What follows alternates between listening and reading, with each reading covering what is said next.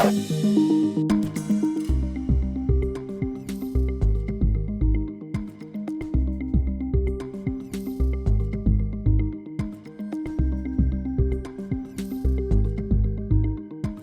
now, from the CFTK-TV studios, this is Open Connection with your host, Robert Pictou.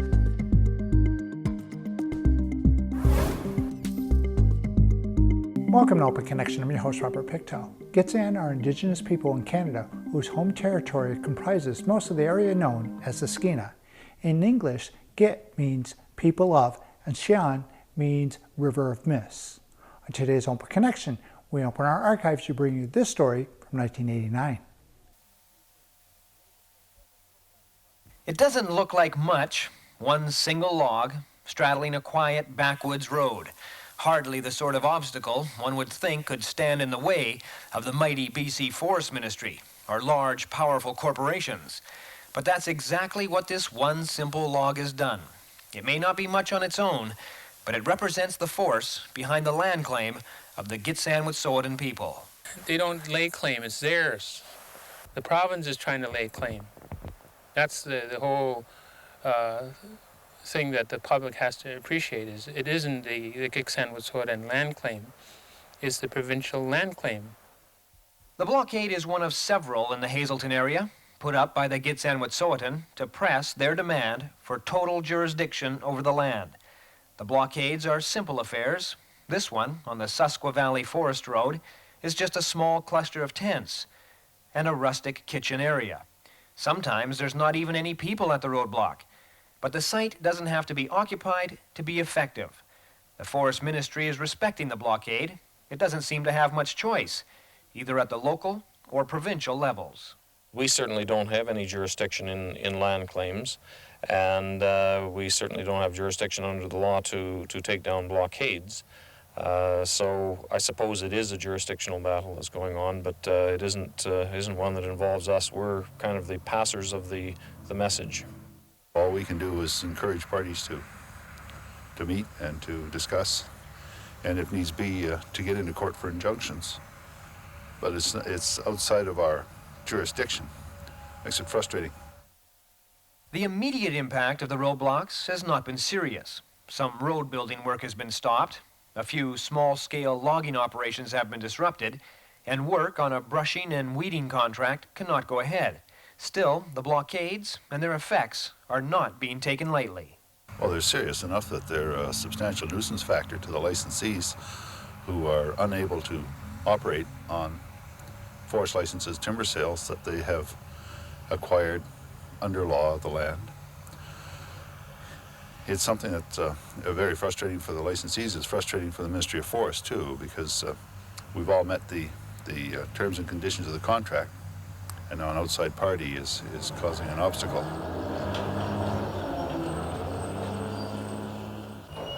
Most of the logging in the Northwest is done during the winter, when the ground is frozen, when the heavy equipment can move around without becoming bogged down.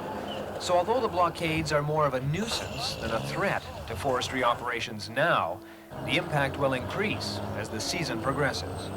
Once freeze-up starts, areas like the Susquehanna and the Kitwincool area would be logged in after freeze-up.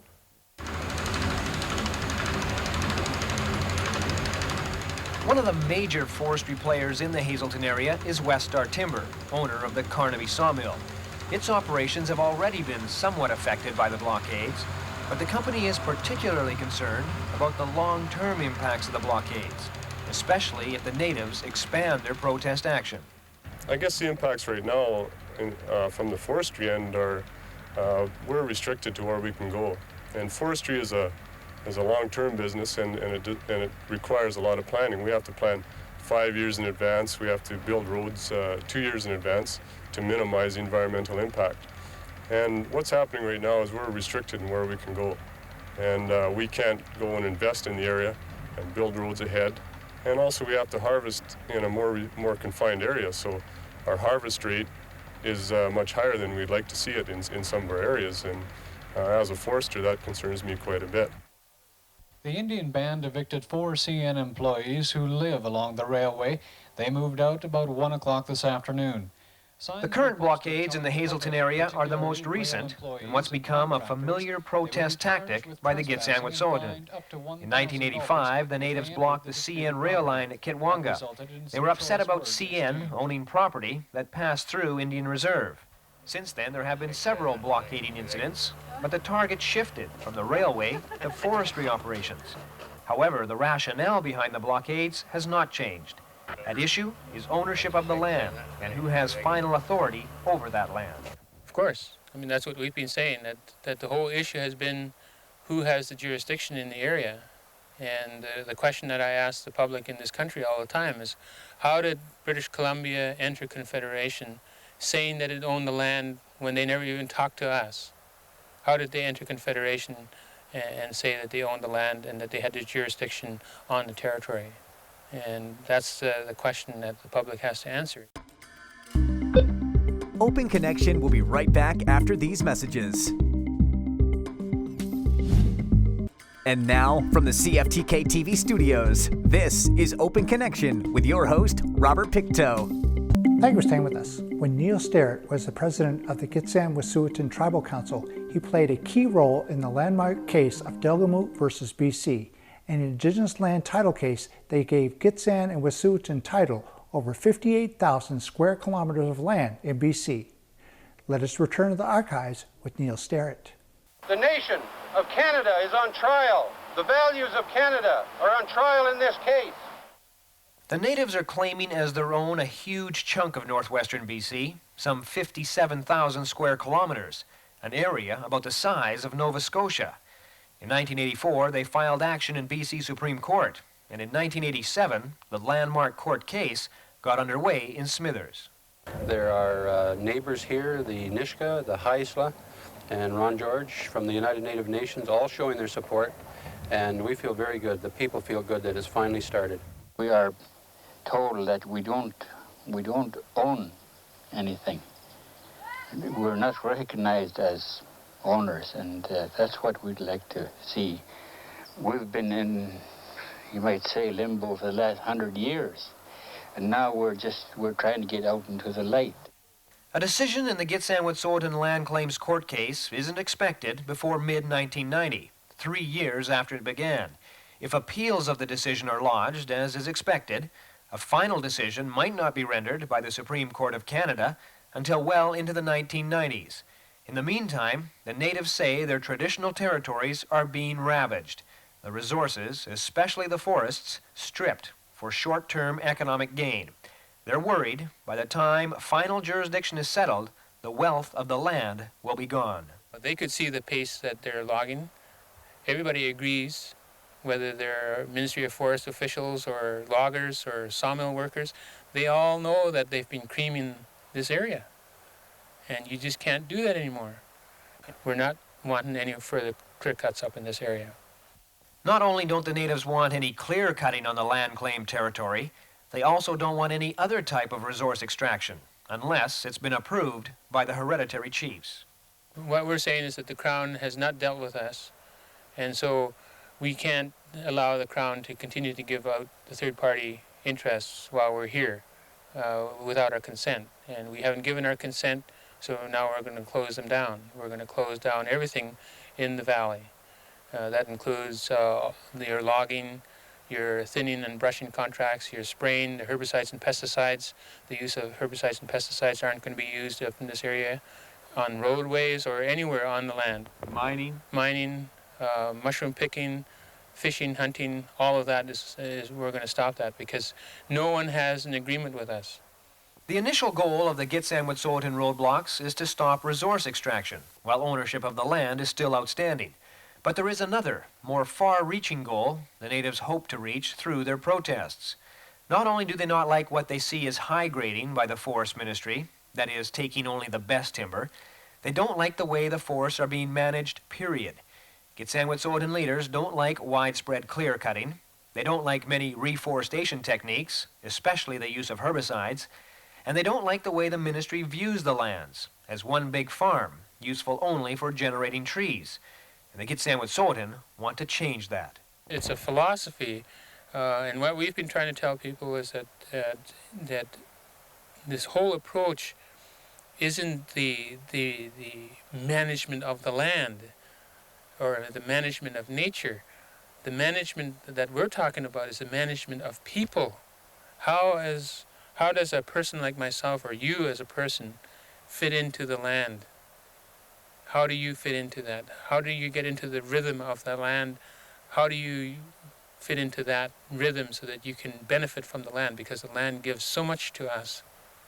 Because of the style that we've got in terms of harvesting and the whole approach that we have with the economics of the forest is wrong. And all of that's going to overtake us, whether we like it or not. We could see it a lot earlier than most people because of what we're doing. And a lot of people don't pay attention to what's happening. The whole forest industry is going into decline. There's going to be major structural changes that are going to happen around the province. You've got overcapacity, you've got pollution problems. Everybody's becoming conscious of that now. And we've been talking about this, say, 15, 20 years ago. Our ancestors BC's Forest Minister says Don Ryan is dead wrong in his assessment of the health of BC's forest industry.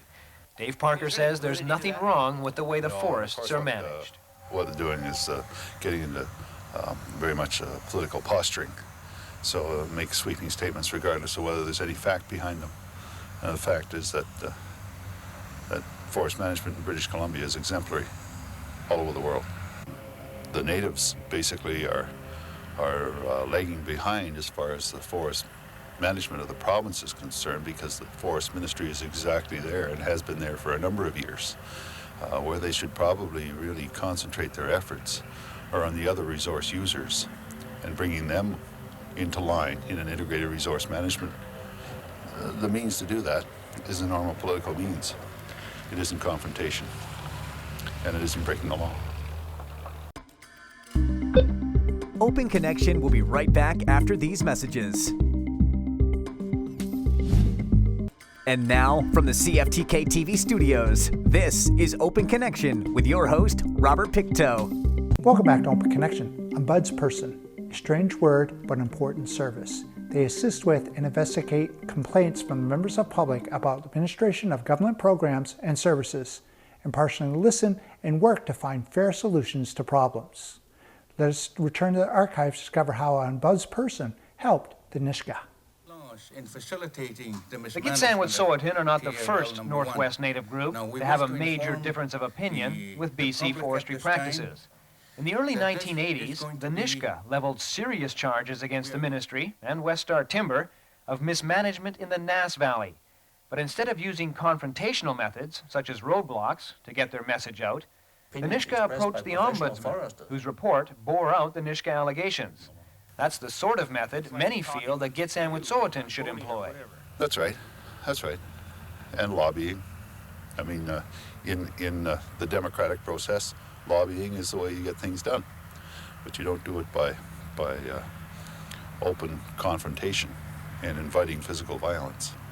All that does is stir people's innards up, and it doesn't make for very progressive thinking, nor does it make for much progress in what they're trying to achieve. We happen to take a different approach than most of our neighbors in the Northwest. That's because of who we are and what we've been doing for the last 20 or 30 years. And you're going to see other things spill over from our territories into those other territories as well. And I think that's basically what I see happening now. Some of the other Northwest Native groups that are taking a similar approach to the Gitxsan Wet'suwet'en in their dealings with senior levels of government include the Haida on the Queen Charlottes, who successfully stopped logging on Lyle Island through roadblocks. And now the Haisla people of Kitimat Village are also becoming increasingly militant, upset that the Camano completion project is progressing while their land claim negotiations have yet to start. The Haisla are threatening to blockade the hydroelectric project, and did take protest action earlier this year with a flotilla of boats on Douglas Channel. It used to be called the Gitxsan Wet'suwet'en Tribal Council Office. Now it's called the Office of the Hereditary Chiefs. The change of name perhaps indicative of a toughening of the Gitxsan Wet'suwet'en position, that it is the hereditary chiefs that rule the land, not the governing bodies in Victoria or Ottawa. Native leaders in the Hazelton area are determined to impose their own system of government over the land. So laws and regulations will not be determined through the English parliamentary system, but rather through the traditional native house groups, each with their hereditary chiefs. Don Ryan says centralized governments just don't work, and they have to go. Well, we're talking about a fundamental shift in government here, right? You know, I mean, that's what we're talking about, right? That scares the hell out of some white people. Why? What have you got? You know, you've allowed what you've got now to get out of control.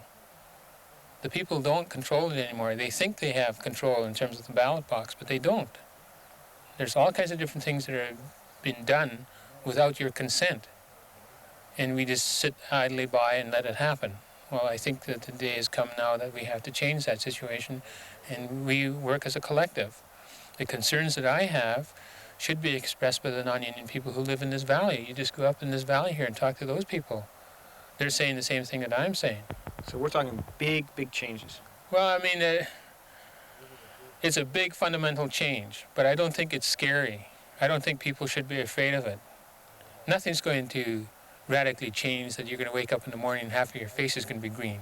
That's not what's going to happen. What's going to happen is that there's going to be a gradual change in terms of the attitude of the people.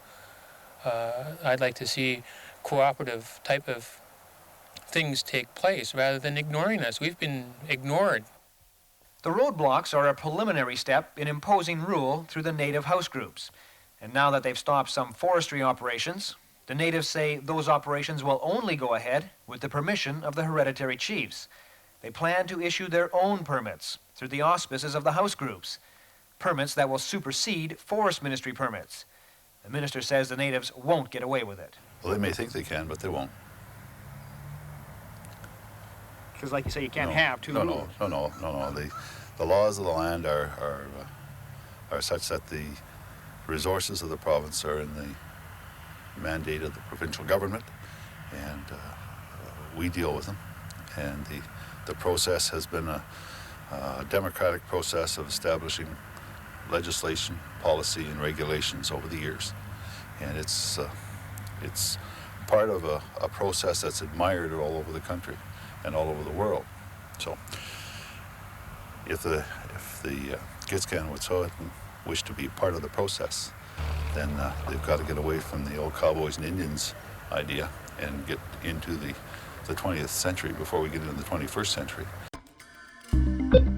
Open Connection will be right back after these messages. And now, from the CFTK-TV studios, this is Open Connection with your host, Robert Pictou. The Delgamuukw case is an important one in Canadian law because it provides information about the definition and content of Indigenous title. The ruling also clarified the government's duty to consult with Indigenous peoples and affirmed the legal validity of oral history. In this final segment of Open Connection, we look how some decisions are settled in court. While their Supreme Court land claims case drags on, the Gitxsan and Wet'suwet'en have fought and won a number of legal skirmishes through injunctions. The courts ruled against Westar Timber, stopping the company from building a bridge across the Babine River to access large stands of timber. After that setback, Westar isn't anxious to go back to court to fight this latest round of roadblocks. But company officials aren't ruling out that possibility either. I guess we're a little leery to go to the courts, and we'd like to settle this in the local communities. If it comes to it, I guess we'll have to go and try to protect our employment here. Because as a manager, I have to do that. I have no choice but to, keep these people employed, and the loggers and the tree planters, etc. If you can avoid courts where Westar hasn't been successful, I'm thinking of the Babine and whatnot. That's right. We don't want a confrontation. We want to work with the community, and we want to resolve this. Have this dispute resolved. Soon. That's right. And despite their success with injunction rulings, the natives, too, are in no hurry to rely on the courts to decide their fate. The law as it's set up right now is against us. The whole legal system that the non-union people have in this country is wrong. The law that's created in the legislature is wrong. And people have to stand up and say that that's wrong. And if it's wrong, you have to change it. Does it scare you, Don, that you might not get a favorable ruling in that court? It doesn't matter what the court says. It's all irrelevant to what we're doing. And that's what we said as well, that all part of the strategy was that the people will be on the land. It doesn't matter what happens in terms of the court. It doesn't matter what happens, they say to us in terms of the land claims negotiations or the self-government negotiations, that the people here are going to determine their own destiny. We're all subject to the laws of the land, like it or not, and that's the way it is.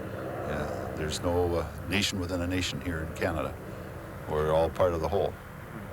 I'm sure you've heard them say that just doesn't, that's not the case with them. That's their, if you go, that's what they say, no, sorry, that's just not the case with us. Well, I don't know of anybody in Canada that subscribes to anarchy, except perhaps the folks up the valley here. Worked all winter decking them. They were going to start hauling them today. I got about $300 left in my checking account. And, I was dependent on this, and now they pull this crap. It's going to hit everybody financially. These guys don't have to worry about financial. While the Gitxsan fight to stop the flow of resources from the land and fight to impose their own control over the land, there are other fights going on, fights on a more personal level. People stand to lose their logging industry jobs because of the roadblocks. And when jobs are at stake, people affected get very angry. And there's little question the roadblocks will affect employment. Well, no doubt about it. If we're slowed down any more than we are now, we plan on a fairly tight schedule, and any slowdowns will have an impact here at Carnaby, yes. And that's very short term. As soon as we have freeze up, we have to be logging full bore with the logging contractors we have, and their viability depends on that also. That's their best season to log. That's where they make their most money, and if they're not allowed to log, then it'll have a big impact on them. We regret that, because that's a hard pill to take for anybody. And say, for example, here in the Saskwa, the blockade impacted our own people. And what we tried to explain to people was that we're doing this for the long-term health of our community. It's all very well to worry about a $200,000 contract. When we take a look at, on the long term, what's it going to do to our community if we allow this type of pace to take place on our land? We're not going to have any more trees to log. Are we cutting faster than it's growing? No, our harvest, rate of harvest, is in keeping with our rate of forest renewal. The 57,000 square kilometers that make up the Gitxsan land claim is a land of immeasurable wealth and beauty. Enough riches, it would seem, for all the occupants of the land to share and enjoy equally. But there's a smoldering resentment eating away at the people, native and non-native alike, and it's casting a dark pall over the land. It's resentment that's caused by uncertainty, questions over who owns what, questions over jurisdiction, questions that nobody seems to have the answer for. Thank you for joining us for this episode of Open Connection. The greatest distance in the existence of man is not from here to there, but the connection from his mind to his heart. If we can conquer that distance, we can soar like an eagle and realize our immensity within. I'm Robert Pictou.